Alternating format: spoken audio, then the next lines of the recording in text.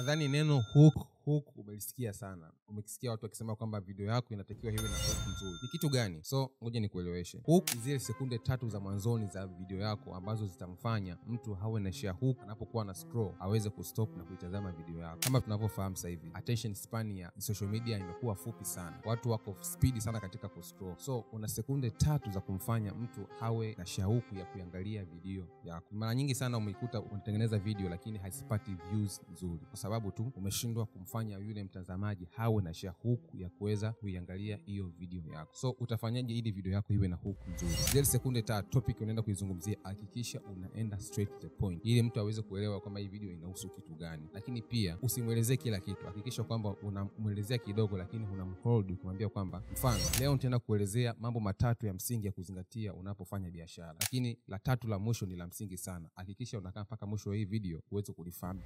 Hiyo tayari umeshamtengenezea mtu shauku aweze kubaki mpaka hatua ya 3 aweze kutazama video yote. Lakini pia unaweza kutumia hook za aina mbalimbali. Mfano kama nilivyoanza video yangu, umeona nimeanza kwa speed na kwenda straight to the point. Lakini pia unaweza kutumia vitu mbalimbali kama visual hooks. Visual hooks ni zile kama ulishaikuwa na mtu ameshika mic lakini ameshikilia na mwiko. Hiyo tayari imetengeneza hook ambayo itamfanya mtu hawe na shauku kwamba kwa nini ameshikilia mic na mwiko wa kupikia. Hiyo tayari umeshatengeneza shauku. So next time unapotengeneza video, hakikisha kwamba zile sekunde 3 za mwanzoni